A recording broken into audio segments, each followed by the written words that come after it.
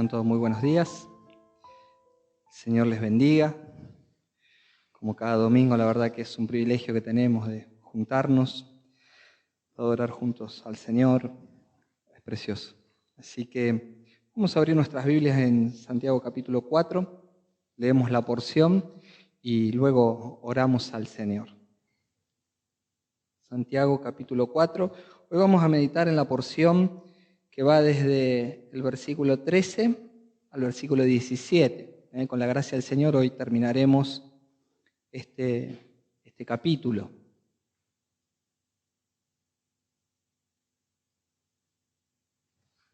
...13 al 17. Yo leo de la Biblia, de la versión Nueva Biblia de las Américas. Dice la Escritura: Oigan ahora ustedes que dicen: hoy o mañana iremos a tal o cual ciudad y pasaremos allá un año. Haremos negocio y tendremos ganancia. Sin embargo, ustedes no saben cómo será su vida mañana.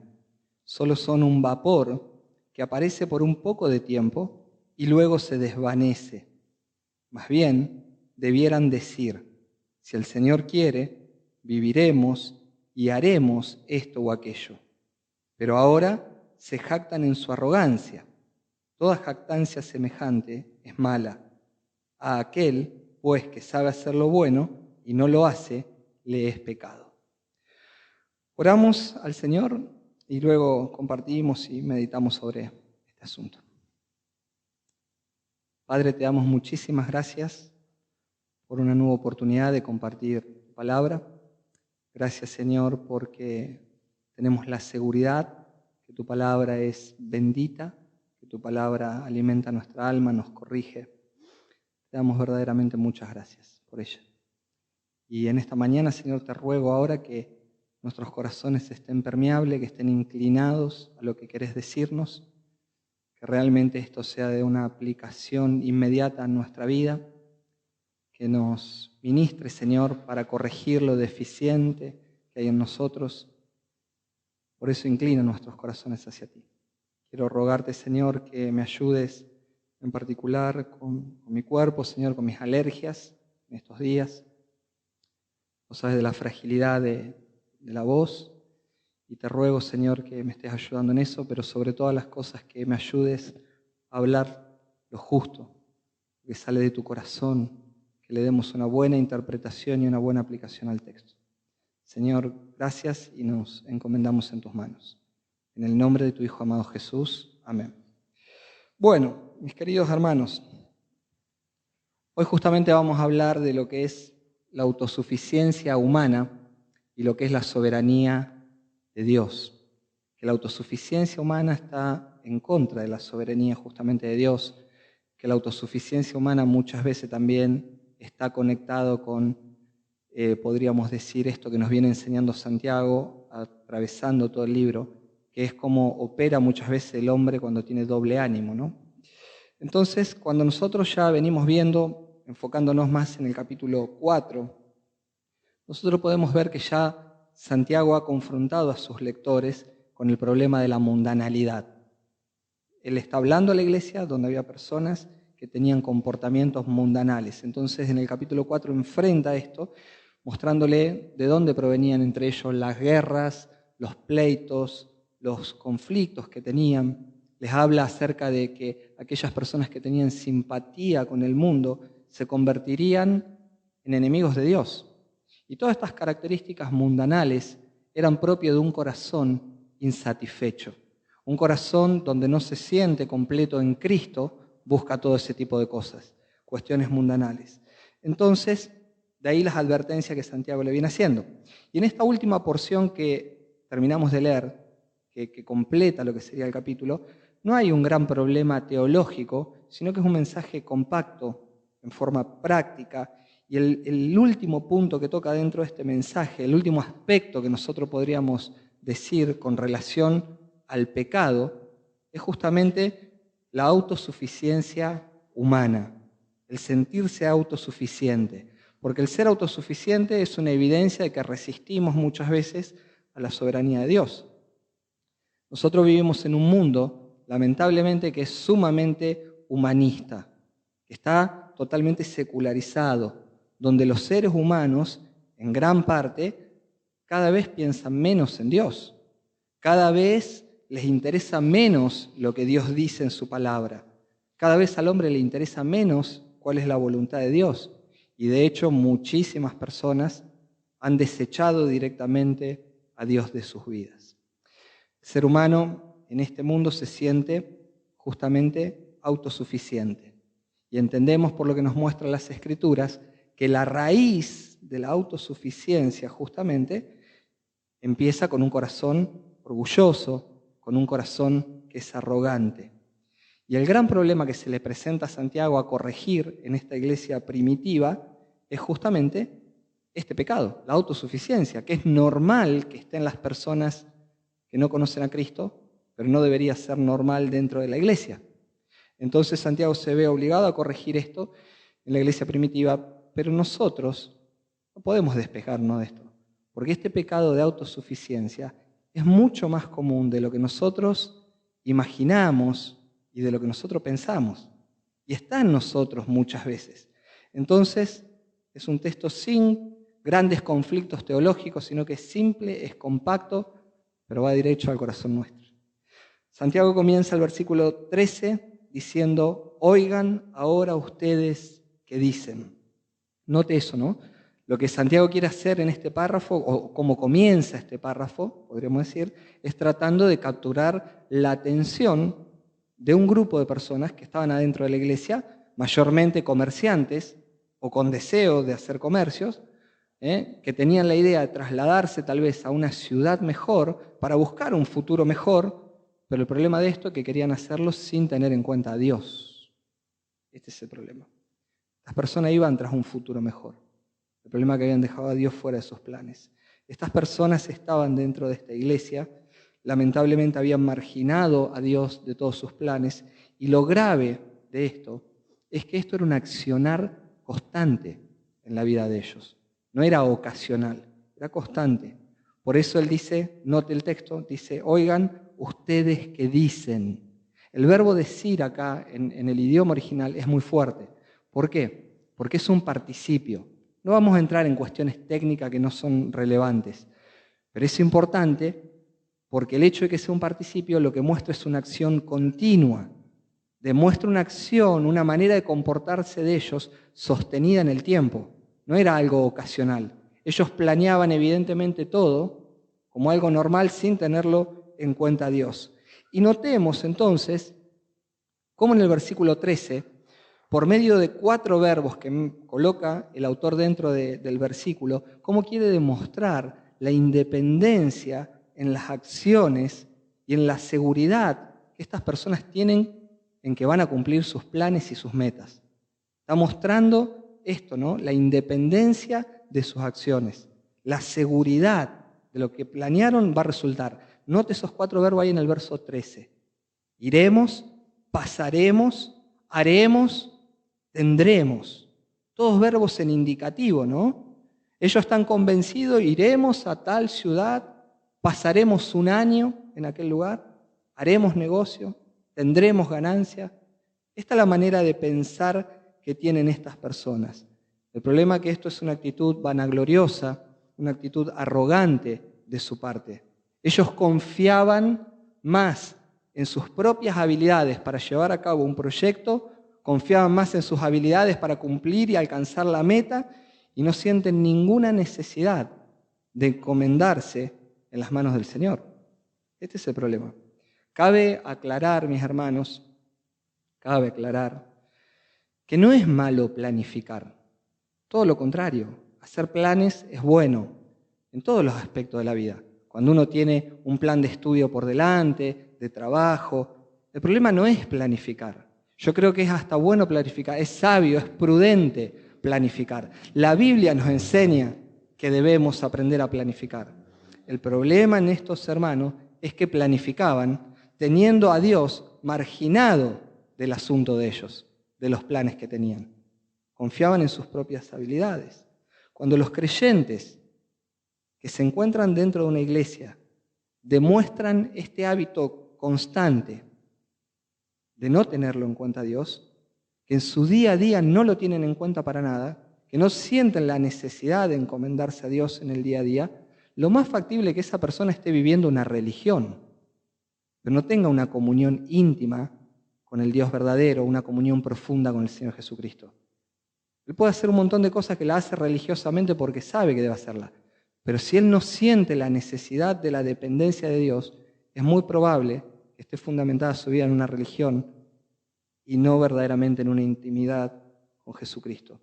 El cuadro que nos quiere presentar Santiago es la actitud de arrogancia deliberada en estas personas que se pone de manifiesto por la manera que tienen de pensar y por la manera que tienen de hablar, de acuerdo a lo que ellos mismos están diciendo.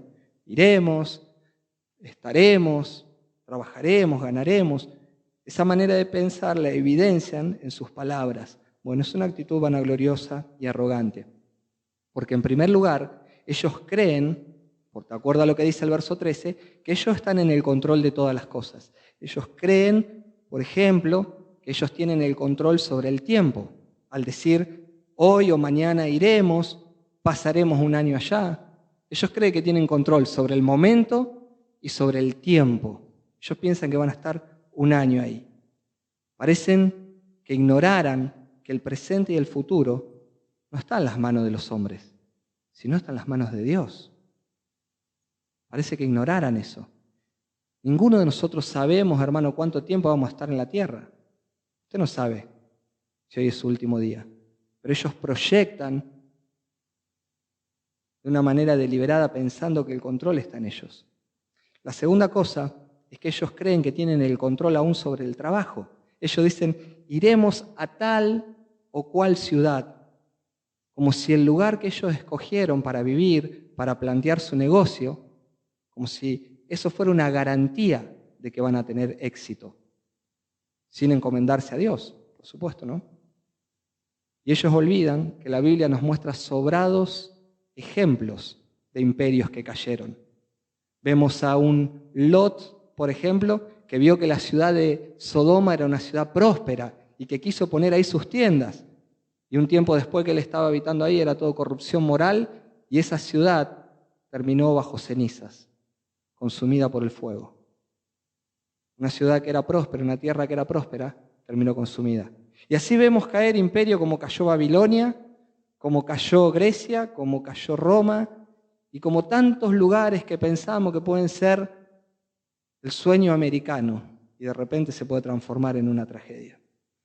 Entonces, tampoco tienen el control sobre los lugares, ni eso era una garantía. Y en tercer lugar, ellos piensan que ellos tienen el control absoluto sobre las actividades y sobre el éxito, porque ellos dicen, haremos negocios y tendremos ganancia. Es interesante que la palabra también acá, en el idioma original, la palabra negocios, que la versión 60 la tiene traducida como traficar, ¿no? Traficaremos. Bueno, en nuestra cultura no suena muy bien esa palabra, y menos en nuestra ciudad con todos los problemas que tenemos, claramente. Entonces es más apropiado traducirla como negocio. ¿Pero por qué es más apropiado traducir como negocio? Porque viene de una raíz que justamente al español también se puede traducir como emporio, un emporio. ¿Qué le quiero decir con esto? Estas personas tienen en mente plantar un conjunto floreciente de empresas. Piensan que ellos manejan el tiempo, lo que van a estar en la ciudad, los negocios que van a hacer, la cantidad de empresas que iban a plantar. Su corazón claramente estaba motivado por las riquezas. Estas personas muestran que ellos tienen el plan perfecto y que lo han diagramado de una manera meticulosa. Ellos han determinado el manejo del tiempo, escogieron la ciudad para trabajar, el tipo de trabajo que van a realizar y hasta los dividendos que van a recibir. Tienen todo planeado. El único problema que ellos olvidan que Proverbios capítulo 16, versículo 9 dice, la mente del hombre planea su camino, pero el Señor dirige sus pasos. Se le escapó un pequeño detalle a ellos, ¿no? Uno puede hacer un montón de planes, pero el resultado final siempre está en las manos del Señor. Y de vuelta, el problema no es el plan, es la arrogancia de no pensar en Dios. Este corazón dividido, ¿no? Esto evidencia un corazón dividido. en las personas. A veces el cristiano vive afanado de tal manera por concretar sus planes, por alcanzar sus metas, y lo hace sin considerar a Dios, desvinculándose de Dios, que lo único que hace es cosechar fracasos espirituales. Cosecha fracasos espirituales. En ocasiones, de tal modo desea alcanzar la meta que se puso por delante, que muchas veces el creyente va detrás de cosas que son, diría yo, en contra de la ética de Dios. A veces alcanza hasta pecados de ética por causa de que tiene una meta y no se detiene. Por supuesto que aunque el cristiano haga todas esas cosas, no cuenta con la aprobación de Dios, ni mucho menos con la bendición de Dios, aunque tal vez la meta la pueda alcanzar. Porque déjeme decirle algo, hermano, hay muchísimas personas que no conocen al Señor y que en la vida terrenal aparentemente le va bien, alcanzan todos sus objetivos, porque trabajan, porque se esfuerzan, porque hacen un montón de cosas y la hacen sin Dios, y Dios en su gracia común permite que alcancen los objetivos. Pero eso no quiere decir que estén contando con la bendición de Dios. Entonces, cuando nosotros a veces, con tal de alcanzar un objetivo, hacemos cosas que son en contra de los parámetros, de la ética, de la palabra de Dios, puede que lo alcancemos, pero hay sequía espiritual. Hay un adormecimiento espiritual claramente. Y ahora Santiago quiere poner de cara a estas personas para que ellos puedan identificar la impotencia humana, haciéndoles notar la incertidumbre y la brevedad que tiene la vida acá en la tierra. Observemos el versículo 14. Comienza el versículo con un sin embargo. Note esa palabra. Dice sin embargo. ¿Sin embargo qué? Bueno, ellos dicen, haremos, comerciaremos, ganaremos, estaremos. Ellos dicen todo eso. Sin embargo, ustedes no saben cómo será su vida mañana. Esta es la primera consigna para confrontarlos, para ponerlos cara a cara con la incertidumbre y la brevedad de la vida. Esta conducta arrogante de tenerlo todo planeado sin tener en cuenta a Dios se choca con la realidad de la limitación que ellos tienen en desconocer el futuro. Ustedes, dice Santiago, no saben cómo será su vida mañana. Ustedes chocan con esta limitación, no saben lo que va a pasar mañana. Proverbios 27:1 dice Salomón, no te gloríes del día de mañana, porque no sabes qué traerá el día. No te jactes del día de mañana, porque no sabes qué te espera mañana. Estos hombres hacían planes para un año por delante. Ellos decían, vamos a estar un año en aquel lugar. La actitud de ellos es similar a cuando Jesús utiliza la parábola del rico, de este rico, podríamos decir nosotros, insensato. En Lucas capítulo 12, en otro contexto, dice que viene un hombre a decirle a Jesús que su hermano tenía que partir la herencia con él. Y evidentemente esperaba que Jesús haga algo. Y Jesús le narra, le hace una parábola ahí en el medio a este hombre, diciéndole que había un hombre rico que había producido su tierra muchos frutos y que este hombre ahora evidentemente estaba atormentado porque ¿dónde iba a almacenar tanto? Porque sus graneros ya estaban llenos. Entonces de repente dice que este hombre pensó y dijo, ya sé lo que voy a hacer. Voy a derribar los graneros y voy a edificar otros más grandes y allí voy a almacenar todo lo que tengo, todos mis bienes. Entonces le diré a mi alma, alma tiene muchos bienes, has depositado mucho ya. Entonces ahora descansa, come, bebe y diviértete. Y acá viene lo categórico, ¿no? Lo que dice Jesús. Pero Dios le dijo, necio, note la definición, necio. Una persona que estaba proyectando hacia el futuro, acumular cosas para... Necio, esta misma noche te reclamarán el alma. Esta misma noche te reclamarán el alma. Claramente, ¿no? Santiago cuando confronta a estas personas y le está diciendo lo que está diciendo en el verso 14, quiere que ellos reaccionen.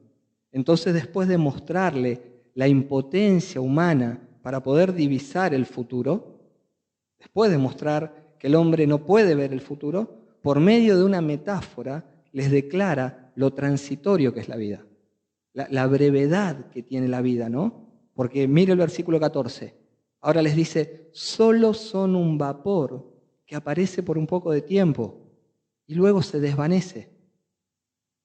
Aunque a veces la vida a nosotros nos parece, wow, larguísima, depende de quién y depende de qué lugar se esté mirando la vida, ¿no? Porque si de repente le preguntamos a un niño, la vida parece larguísima. Cuando empieza el año escolar, el niño dice, wow, ¿cuánto falta para que llegue diciembre y termine las clases? Está calculando, no le termina nunca el año. Yo le decía a los hermanos del turno anterior, cuando era pequeño, no veía la hora de llegar a cumplir 18 años, porque quería sacar el registro de conducir. Y hoy ya no sé cuántas veces lo renové el registro, ya perdí la memoria. Entonces para el niño a veces la vida es larguísima y nosotros nos damos cuenta que es súper corta. Quienes tenemos hijos parece que ayer los arrullábamos y yo ya tengo el más grande casado. Entonces la vida es un suspiro tremendo, ¿no? Y depende de qué lugar se la mire, la vida puede ser larga o corta. Para una persona que lleva muchos años, tal vez, luchando con una enfermedad, la vida puede ser larguísima e interminable. Depende de qué lugar la estemos mirando también. Lo cierto es que Santiago compara con un vapor. Con un vapor. Notemos eso. La versión de la 60, la Reina Valera, dice con una neblina, ¿no? Con una neblina. Vapor, neblina, la idea es lo mismo. Cualquiera de nosotros que haya puesto una olla a calentar algún día para cocinar lo que fuera, sabe que cuando el agua empieza a hervir, empieza a hacer vapor. Pero note qué inmediato es, ¿no? Que ni bien cerramos la cocina, el vapor a los pocos minutos. El agua se estanca y el vapor desaparece. La versión 60 decía neblina.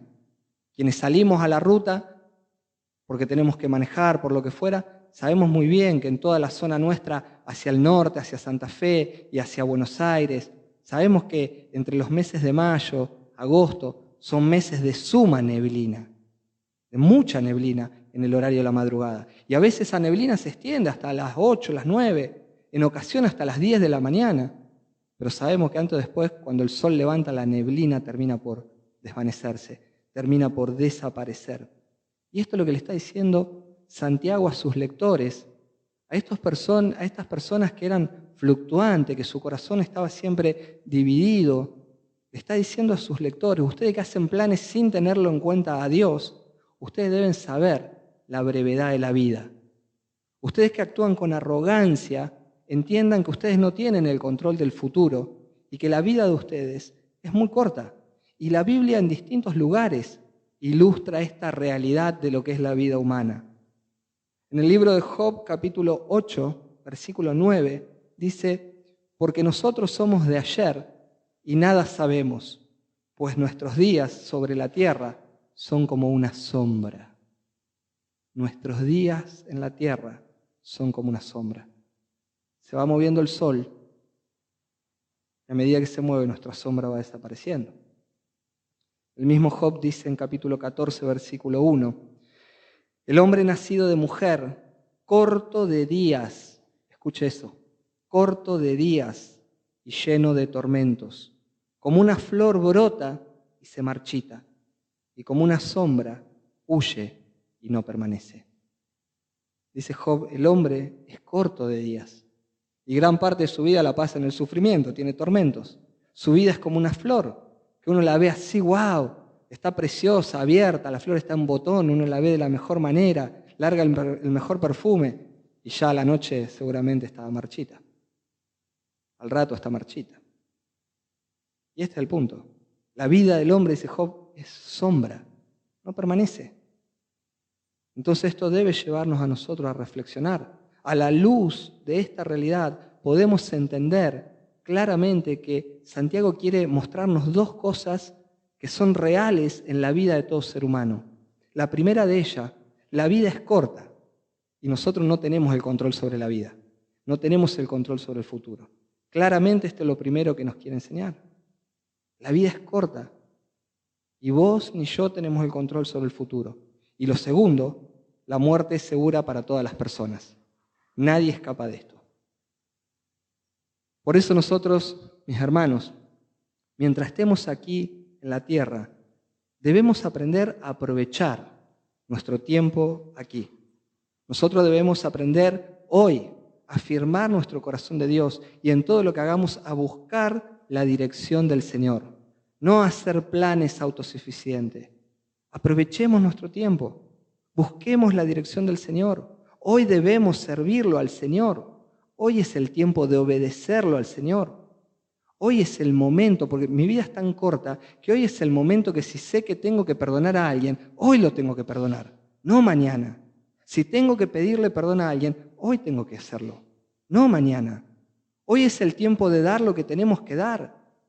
Hoy es el tiempo de demostrarle el amor a nuestros seres queridos. Hoy es el tiempo de darle el beso a tiempo. Yo le contaba al grupo anterior, nosotros tenemos el hábito con mi esposa siempre, de que termina el día y cuando nos vamos a dormir, siempre vamos a saludar a nuestras hijas. Siempre besamos a nuestra hija en la cama. Aunque estén dormidas. Pasamos, le damos una tocadita. Porque no sabes si mañana vos te vas a despertar. La vida no está en control. Y tal vez ese sea el último beso que le diste. Y a veces estamos ahorrando ahí, nos quedamos con enojo, nos dormimos con cosas. No. Debemos aprovechar nuestro tiempo hoy. Mañana ya no lo sabemos. Yo le contaba también al grupo anterior y se los refresco a ustedes, porque ustedes han sido parte de esto. Ustedes saben muy bien que el año pasado mi mamá partió con el Señor. Y ya estamos casi a cumplir un año, el mes que viene, en septiembre, ahí lo tenemos, ya casi un añito. Pero fue tremendo porque ese lunes yo estaba cargado de actividades y ella el martes tenía que hacerse un estudio. Y el Señor, ya habiendo afirmado estas enseñanzas en mi corazón, sé que no tengo que dejar cosas para después cuando vienen al corazón. Y ese lunes paré las actividades que tenía que hacer, todo lo que para mí era en teoría importante, y fui a la casa de ella, compartimos la palabra, era un estudio simple, una tomografía, iba y venía. Y compartimos la palabra y hablamos del cielo, de la eternidad, y ella me decía que estaba preparada, y compartimos un texto bíblico que tenía que ver con eso, y nos besamos y nos abrazamos, y ella se quedó en la puerta mirándome como yo me iba, como siempre, y esa fue la última imagen que tengo de ella. A la mañana fue a hacerse el estudio, y al rato estaba en la presencia del Señor. Hoy es el día, no mañana. Hoy es el día. Tu vida y la mía es breve y no sabes cuánto tiempo estás acá. Entonces hagamos hoy lo que debemos hacer. Sobre todo, en todo lo que vamos a hacer, buscando la dirección y la voluntad del Señor, no siendo arrogantes, orgullosos, autosuficientes. Porque tal vez sí hay segunda oportunidad, pero tal vez no. Y para mí fue un bálsamo ese día haber hecho lo que debía hacer. Entonces, cerrando ahora este paréntesis ahí intermedio, diría yo casi aplicativo, Santiago ahora le enseña a ellos la forma correcta de cómo deben trazar sus proyectos. Vamos al versículo 15. Ahí es donde le muestra cómo deben hacer. Verso 15 dice: más bien debieran decir, si el Señor quiere, viviremos y haremos esto o aquello. Note cómo comenzó Santiago este versículo. Comienza con una exhortación diciendo, más bien, en contraposición a lo que ellos vienen haciendo, a su fluctuación, a esto de no tener en cuenta a Dios, a su arrogancia, dice Santiago, más bien, el punto ahora es mostrarle a ellos el contraste que existe entre la arrogancia de sus corazones, que no tienen en cuenta a Dios para sus planes, y cómo en realidad deberían conducirse en esta vida. En vez de sentirse ellos autosuficientes, les está diciendo en otras palabras, ustedes deberían demostrar que tienen sumisión a la soberanía de Dios. Ustedes deberían decir, si el Señor quiere. Y note que ellos lo identifican como el Señor. Él dice, si el Señor quiere. Hablar del Señor es mostrarle reconocimiento absoluto a la soberanía de Dios. Reconocer que verdaderamente es Jesús el Señor de todo, y en todo, y sobre todo. Mostrar que reconocemos cuando decimos Señor que Él es el soberano. Es Jesús aquel que tiene el control absoluto sobre mi vida, sobre tu vida y sobre todos los acontecimientos que pasan, sin que escape cosa alguna de su vista. Sin embargo, ellos andaban como que eran independientes. Cuando nosotros logramos entender esto, que es Jesús el soberano y el que está en control de todas las cosas, cuando nosotros podemos entender y sobre todo creer en la soberanía de Dios, en esta doctrina que es tan extraordinaria, nosotros empezamos a experimentar en nuestros corazones un gozo que es inefable. Nosotros empezamos a disfrutar de la vida de otra manera. Nuestra visión de la vida cambia. Cuando entendemos la soberanía de Dios, pero sobre todo, remarco esto, cuando la creemos. Porque una persona puede entender doctrinas, puede entender que Dios es soberano. El punto es si verdaderamente lo cree. Porque cuando lo cree, deja todos los acontecimientos en manos del Señor y aprende a descansar en el Señor. Aun cuando las circunstancias son adversas, cuando pasan cosas alrededor de nuestra vida que a nosotros no nos gustan, cuando las puertas se nos cierran, quiero ir a tal lado, quiero hacer esto, estas personas querían ir, viajar, ya tenían el futuro planeado. Tranquilo, muchachos, si Dios quiere. Y a veces Dios está cerrando puertas y nosotros estamos tratando de forzarla de cualquier manera. Cuando nosotros entendemos que Dios es soberano y que nada escapa de su control, ya, yo descanso. Con mi esposa íbamos a salir de viaje porque teníamos que ir a predicar, ustedes saben, a otra iglesia. Fuimos hace 15 días y el plan era salir a las 7 de la mañana, 6, 7 de la mañana. Y ese día había una neblina de loco. El pastor Ricardo me llama y me dice, no vas a salir, ¿eh? Digo, no, ya estoy todavía en la cama. Entendimos que ya Dios no permitía que se levante temprano la neblina y nos quedamos tranquilos y salimos 2 o 3 horas después. ¿Qué necesidad hay? Entendemos que Dios está en control de todas las cosas y eso nos hace vivir mejor, descansados, confiados, porque sabemos que todo lo que hace Dios es para nuestro bien. Lo que nos gusta y también lo que no nos gusta. Cuando abre y cuando cierra, porque muchas veces está cerrando cosas que yo no puedo ver por delante y que son para mi bien. Entonces no debemos encapricharnos. Y ahí está la diferencia entre entender soberanía de Dios y creerla de todo corazón. Cuando nosotros creemos de todo corazón y aceptamos de todo corazón la soberanía de Dios, lo primero que nosotros dejamos de hacer es cuestionar a Dios. No cuestionamos a Dios, aprendemos a someternos a su voluntad. Y podemos entonces decir, como dijo Santiago, si el Señor quiere, si el Señor quiere, si el Señor no quiere, gloria a Dios. Y si el Señor quiere, también gloria a Dios. Entonces, si el Señor quiere, viviremos y haremos esto o aquello. Y esto no se trata de repetir un cliché o así tipo una muletilla, como muchas veces tenemos muletillas, ¿vio? Sino que es la actitud de vida de un creyente, de un corazón que verdaderamente está rendido a la voluntad del Dios soberano. Muchas veces nosotros nos hablamos y nos decimos, bueno, nos encontramos mañana y una de las partes dice, si el Señor quiere, si el Señor lo permite. Bueno, está muy bien, pero lo importante no es solo lo que decimos, sino si realmente lo creemos. El problema no es lo que digo, sino que mi corazón lo crea. Esa es la manera de vivir. Un corazón que está rendido a la voluntad soberana de Dios es un corazón que confía y que reconoce que si hoy vive un día más, es porque Dios le ha otorgado un día más. Por eso el salmista dice, en tus manos están mis tiempos. En tus manos están mis tiempos. Yo sé que mi tiempo está en las manos del Señor. Y si tengo fuerza y puedo andar es por el Señor. Y si puedo trabajar, si puedo estudiar, si puedo servir, si puedo hacer lo que sea, es por la gracia y la buena voluntad del Señor, no por nuestros méritos.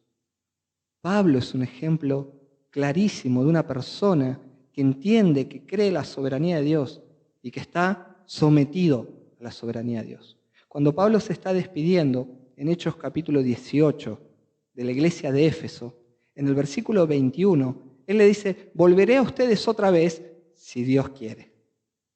El corazón de Pablo estaba en volver y estar con los hermanos en Éfeso. Pero él dice, si el Señor quiere, embarcándose se fue de Éfeso. Interesante.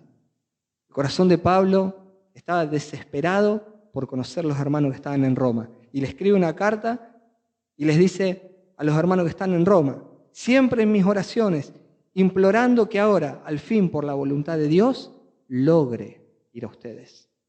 En el corazón de Pablo estaba ir a ellos. pero si era la voluntad de Dios. Ejemplos para nosotros, ¿no? Pero según Santiago, la realidad del caso es que estas personas se jactan de sus planes arrogantes, autosuficientes, en lugar de poder reconocer la soberanía de Dios y de estar en sumisión a su voluntad. Versículo 16, notemos, dice, después de que Santiago les enseña cómo deberían hacer, ahora les dice, pero ustedes hacen lo contrario, hay un contraste. Pero ahora se jactan en su arrogancia. Toda jactancia semejante es mala. Es mala. Ustedes, en vez de depender de Dios, ustedes al contrario, ustedes se jactan y hacen sus planes, son autosuficientes. Y la palabra jactarse también se puede traducir por gloriarse. En griego es la misma palabra. Jactarse o gloriarse se puede traducir de la misma manera. Y tiene tanto una connotación negativa como puede tener una connotación positiva. Porque hay un jactarse, un gloriarse, que es positivo y que es bueno. Cuando yo reconozco mis propias debilidades y que necesito a Dios y que dependo de Dios. Y el apóstol Pablo enseña sobre esto. Porque Pablo dice, si tengo que gloriarme, me gloriaré en cuanto a mi debilidad. 2 Corintios 11:30. Si tengo algo de qué gloriarme, me voy a gloriar en mi debilidad. Y empieza después el capítulo 12 de 2 Corintios, Pablo hablando de que él ha rogado para que Dios le quite el aguijón que tiene en la carne. Y el Señor le respondió, basta, Pablo. No, bástate mi gracia, porque mi poder se perfecciona en tu debilidad. Y es tremendo porque Pablo dice en el versículo 9, por tanto con muchísimo gusto me gloriaré más bien en mis debilidades, para que el poder de Cristo more en mí. Entonces hay un jactarse, un gloriarse que puede ser positivo. ¿Cuál es? Reconocer mi debilidad, reconocer mis limitaciones, reconocer que si hay algo por lo que puedo hacer, es porque Cristo está en nosotros y obra en nosotros. De esto se trata. Pero el problema que tienen esta iglesia, estos hermanos, estas personas, el problema que aquí presenta es que la jactancia de ellos es todo lo contrario. Es una jactancia negativa, una jactancia que está conectada con la vanagloria, que está conectada con su propio orgullo, con su arrogancia, con su autosuficiencia. Por eso no lo tienen en cuenta Dios. Santiago califica que esta jactancia es mala. Toda jactancia, dice, de este tipo, es mala. Esto no procede del reino de los cielos, esto no tiene su origen en Dios, sino todo lo contrario. Esto lleva el sello, esto lleva la firma que tiene el carácter del maligno. Entonces ya después de todo lo expresado, entre el versículo 13 y 17, ese contraste que existe entre las personas de doble ánimo, entre las personas que de repente resisten a Dios, las personas que por ahí quieren estar en las cuestiones de Dios, pero de repente hacen planes por sus propios medios, vidas religiosas. Bueno, en ese punto que viene expresando entre el capítulo 3 y 17, llegamos al versículo 3 al 16, llegamos al versículo 17, donde Santiago hace una especie de, diríamos nosotros, de veredicto final. Versículo 17, aquel pues que sabe hacer lo bueno y no lo hace, le es pecado. Y parece que este versículo no tiene mucha conexión con lo que viene hablando anteriormente, ¿no? Pero él habla de que estas personas saben hacer lo bueno. Y si no lo hacen, esto les es contado por pecado. Y esto no está desconectado de lo anterior. Porque en lo anterior, ellos vienen haciendo planes y no tienen en cuenta a Dios. Y su pecado es el orgullo, la arrogancia y la autosuficiencia. Pero ellos saben, porque si lo ponemos de otra manera, ellos ya tenían la palabra y tenían el Antiguo Testamento. Y saben por el Antiguo Testamento de qué manera Dios resiste a la persona soberbia, cómo Dios tiene empatía por el humilde, cómo Dios ama al corazón contrito y al corazón humillado. Entonces tenían conocimiento de estas cosas. Y si no la hubiesen tenido, aún Santiago les está escribiendo y les está enseñando. Porque ya en el capítulo 4, versículo 6, los advirtió también de que Dios resiste a los soberbios, pero que le da gracia a los humildes. Entonces no había excusa, ellos están enseñados. Estas personas tienen la capacidad ahora de saber y de entender, porque lo sabían por el Antiguo Testamento, porque Santiago nuevamente les está enseñando. Entonces tienen la capacidad de saber, tienen la capacidad de entender y por lo tanto también tienen la capacidad de hacer. Mira el versículo. Aquel, pues, que sabe hacer lo bueno y no lo hace, le es pecado. Tienen la capacidad de saber, tienen la capacidad de entender, tienen la capacidad de hacer. ¿Y sabe por qué la tienen? Porque si verdaderamente son personas redimidas en Cristo, Cristo la hizo libre. En otro tiempo nosotros no teníamos capacidades tal vez de entender cosas espirituales, porque estábamos esclavos del pecado, esclavos de la muerte, esclavos de Satanás. Y no nos interesaban las cosas espirituales. Pero hoy sí, porque fuimos liberados, entonces tenemos capacidad de entender, de aprender, de guardar en el corazón y tenemos capacidad de hacer. Entonces lo que Santiago le está diciendo, que todo aquel que sabe debe hacer. Y si no lo hace, en realidad es porque deliberadamente deciden pecar, deciden voluntariamente desvincular a Dios de todos sus planes. Muestran arrogancia, muestran orgullo, muestran autosuficiencia, pero saben que a Dios no le agrada eso. Y si lo hacen, entonces porque lo hacen deliberadamente y por lo tanto les es pecado. Para terminar, mis hermanos, y hacer una aplicación de esto, se los voy a ilustrar el resumen de todo esto con un testimonio, para que usted lo entienda claro por si quedó alguna duda. Hace alrededor de unos 15 años atrás, aproximadamente, o tal vez haya pasado un poco más, no lo sé con exactitud, pero 15 años de mínima seguro,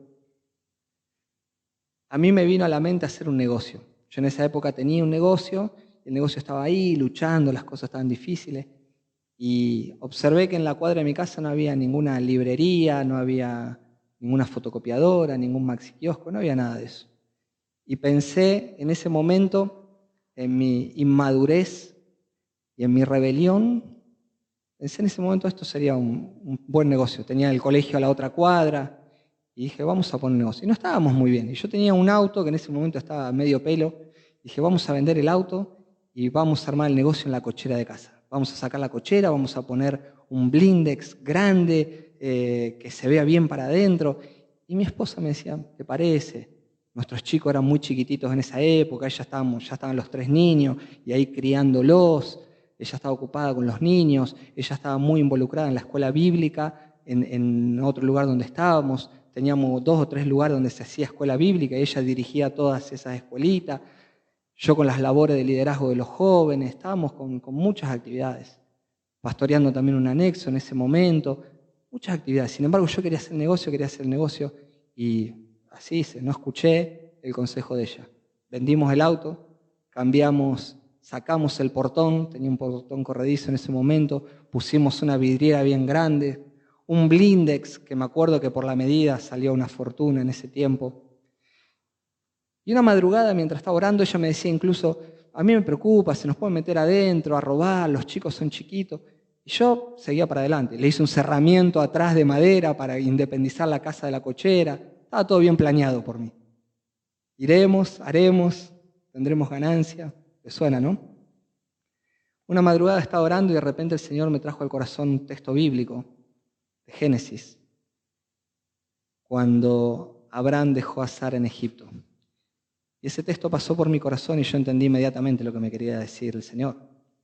Vos estás haciendo todo esto, todo bien, pero la vas a dejar a Sara en Egipto.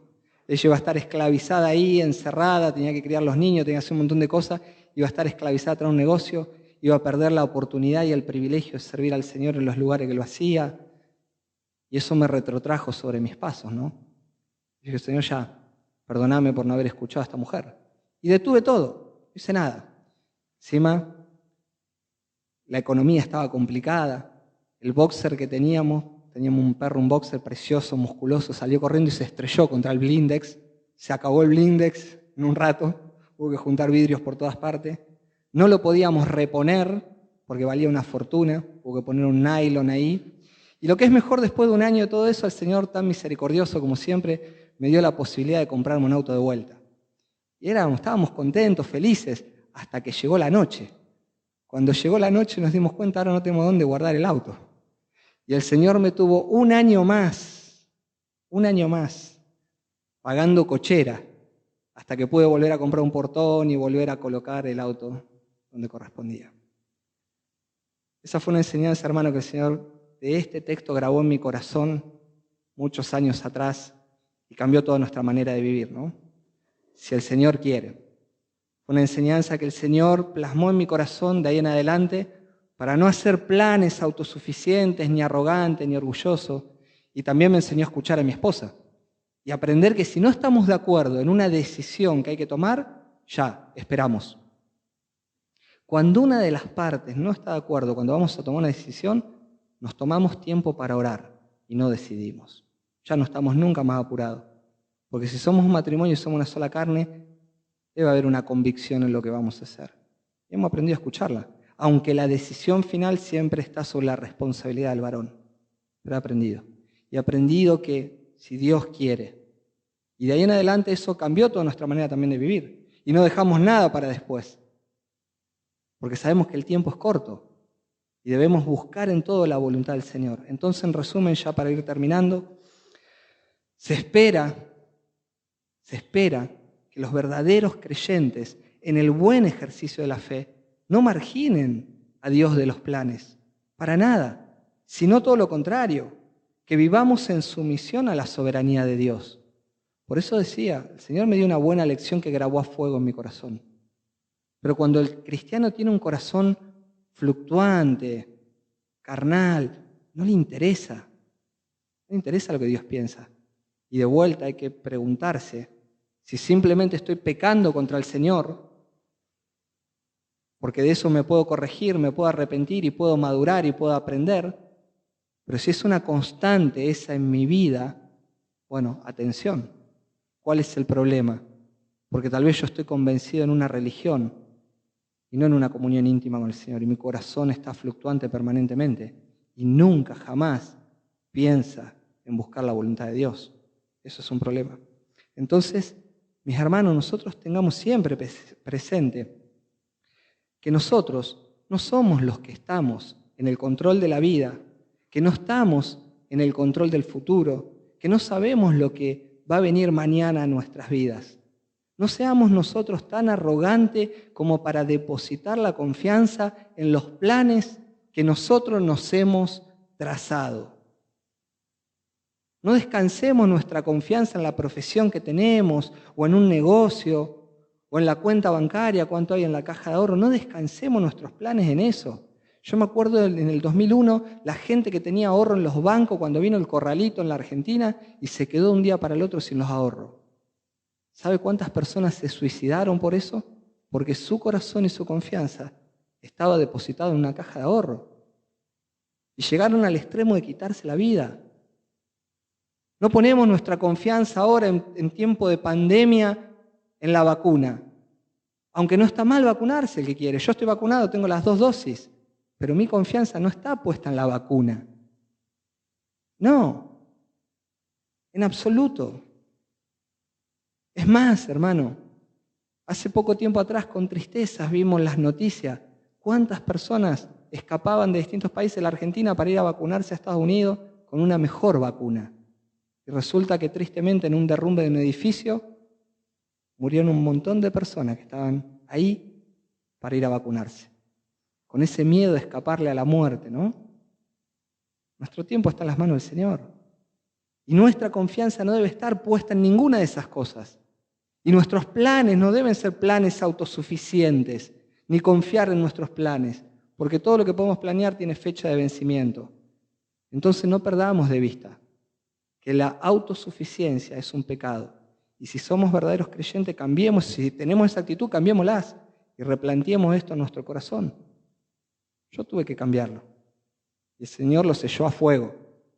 Cada vez que iba a pagar el alquiler de la cochera me acordaba, Señor, la próxima vez será que se haga tu voluntad. Podemos cambiarlo, Pero si esto te pasa desapercibido, puede ser que tal vez tenga un corazón fluctuante, un corazón que no le pertenezca al Señor. Si a vos directamente esto no te interesa, ahí puede que haya otro problema. Entonces, mis hermanos amados, nuestra confianza en concreto, depositémosla en nuestro Dios soberano, aprendamos a ser humildes, a tener sumisión a voluntad de Dios y que realmente nosotros podamos decir de todo corazón, no de labios, no como muletilla, que en todo lo que hagamos, si el Señor quiere. ¿Amén? Oramos. Padre, te damos muchas gracias. Gracias porque tu palabra nos confronta, tu palabra nos muestra la pecaminosidad de nuestro corazón, lo arrogante que muchas veces podemos ser, lo orgullosos que podemos ser, lo caprichoso que muchas veces llegamos a ser, Señor. Pero gracias porque nos has dejado tu palabra, has dado de tu espíritu, has dejado tu espíritu en nosotros, Señor, para que al ver esta realidad de tu espíritu nos redarguya de nuestros pecados y cambiemos nuestra manera de ser, nuestra manera de actuar, nuestra manera, Señor, en la que nos presentamos delante tuyo. Ayúdanos, Señor, a reconocer nuestras debilidades. Y como leíamos, Señor, si hay algo en lo que podemos gloriarnos y jactarnos, es justamente en nuestra debilidad, sabiendo que de esa manera vos te glorificás y mostrás tu poder obrando en nosotros. Por eso, Señor, ayúdanos a ser humildes, sumisos, a humillarnos en tu presencia y que en todo lo que hagamos aprendamos a buscar primero tu dirección. A no, Señor, enloquecernos con nuestros planes, a querer llevar nuestros planes a cualquier costo y precio, porque aun cuando las circunstancias sean adversas, que podamos descansar de todo corazón que vos estás en el control. Y eso sea nuestro estímulo, Señor. Te damos gracias por todo. En el nombre de Jesús. Amén.